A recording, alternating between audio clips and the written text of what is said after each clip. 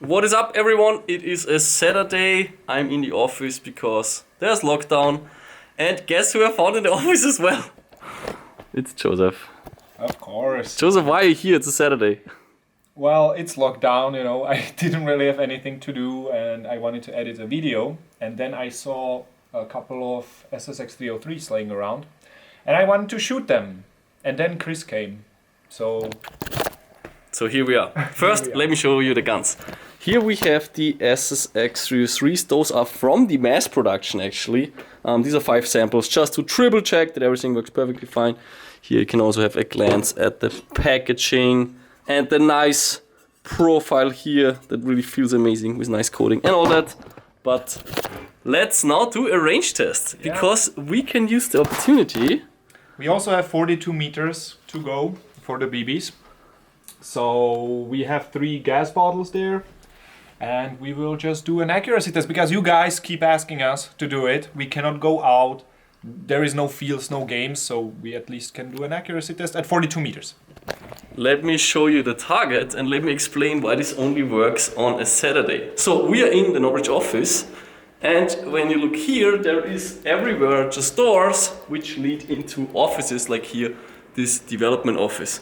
And usually we cannot do those range tests because there's always people running into the shot, basically. So we made it a rule in the office that you're not allowed to shoot while people are at work, which, you know, kind of makes sense. It's an office environment, I guess.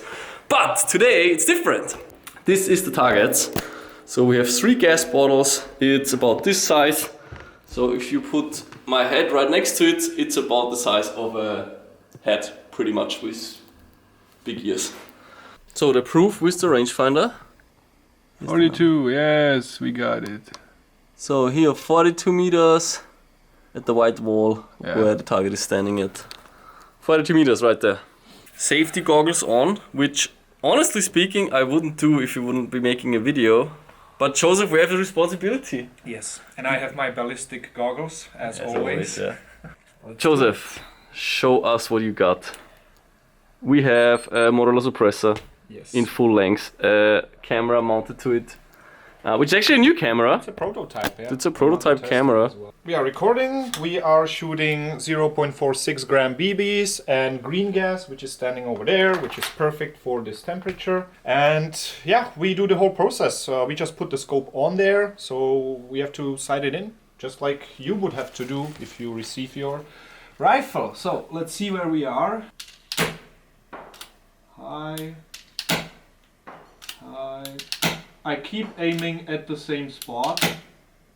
Okay, so everything is going a little bit high, so I'm gonna bring it down by, I don't know, 4 or 5 clicks, because you are adjusting the BB. So every time you see the BB going, let's say, up off the crosshair, you want to push it down with the scope. That's the proper way to do it. Some scope manufacturers flip it up because they don't really know if it's a copy, but you are adjusting the bullet, basically.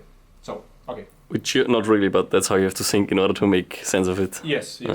We are not adjusting the crosshair, we are moving the bullet impact. Okay, let's see where we are now. Hit.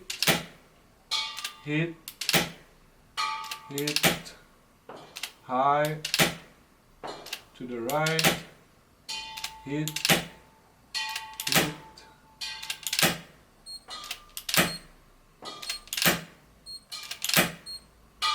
Okay, we are at the target. What's and the seems beeping? Like it's running out of battery, so it's beeping now. Now I have this package laying in the office. It's a brand new, like nobody ever touched this one. And I want to see how this one shoots, so we will put the camera on the other one. And we will just go from there and see how consistent the accuracy is throughout the different guns. So let's do it. What I'm wondering is if we can just put the scope from one gun to the next one and just shoot it and it's already zeroed. Because they should be the same in theory. But let's see. Okay, this is how it looks. That's the whole package. Brand new, nice and fresh. And now we have to put all the stuff on the new gun. So this way, okay, good. Now the scope. I like that this scope, it's a tiny little detail. The screws are longer, so you can really unscrew it like a lot. And this doesn't fall down, like you don't lose this And you can just easily take it off. Take it off, put it on, and nothing is flying around like it's the case with the usual scope. So this is a tiny little touch, but I really like that one. I hope the camera will still be aligned because I don't want to do it again. Okay, now we're there. Now it's your turn. You will need some BBs and stuff. Non-bio, because we're in the office.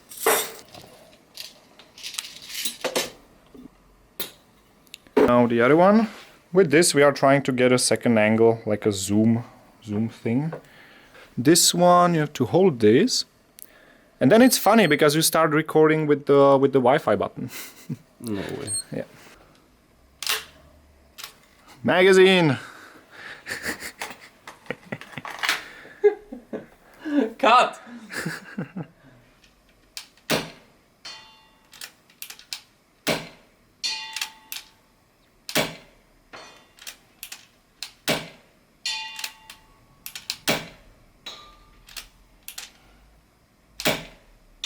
Where is it going?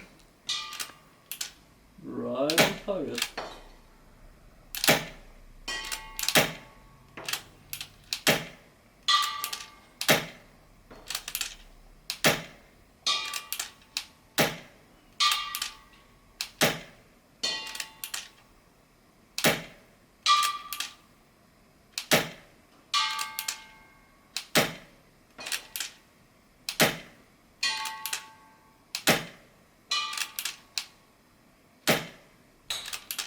Ooh.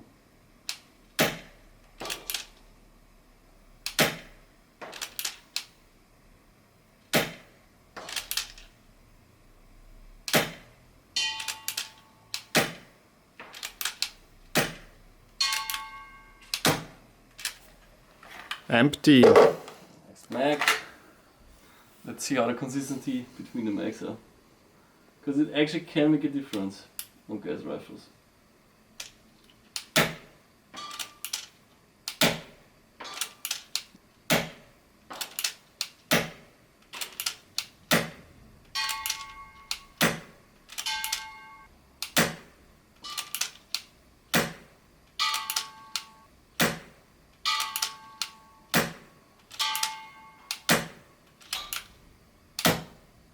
Empty! Finger's getting tired actually. After 2 mags, it's like a little fitness center for your fingers. Yeah, especially because, you know, during the game, I think you just go like... But if you're precision shooting, you kind of go like... You know, you go all the way back and then you hit lock. And then it's like, okay, if I now pull the trigger, it just... Then the hammer drops. So you go like slow. But I can imagine if you play an entire game day, you're gonna feel it in your finger, like, because you know, it's your primary. Usually if this is your secondary and you shoot it, I don't know, maybe 2 mags, but if you shoot, let's say 20 mags with this, you might actually feel it. But yeah, you can still do fast follow-up shots. So how do you like it? I like it. I like the... Man, I mean, I say this a million trillion times already, but I like how it's light. I like how the mags are small, so I don't need a AR-15 GBBR mag or something like this. Yeah, it's compact, it's nice, it's quiet, it's accurate. I mean, what else do you want? That's your perfect stealth DMR right there. And with the suppressor, it's pretty lightweight. Yeah. With this one. The rifle suppressor is a lot heavier. Yeah. So yeah, that was 2 guns. As you've seen, I didn't even zero it in, just put the scope there and shot it, so they are very consistent as it seems. It was a bit off, but still I could land most of the BBs on target.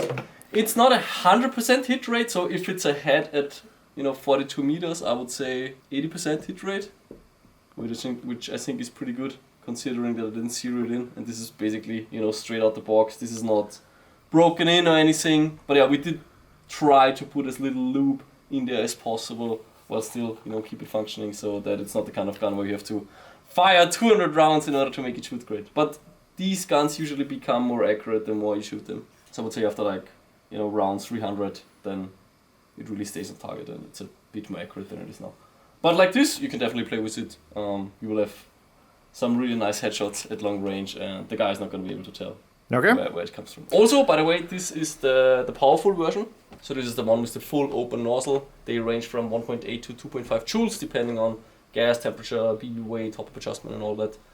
Didn't chrome it right now, but I assume it's around 2 joules, this gun. 303 accuracy test. So there you have it, guys. It's not actually a range test, it's more like accuracy test, but that's the best we can do right now. Anyways, see you in the next one.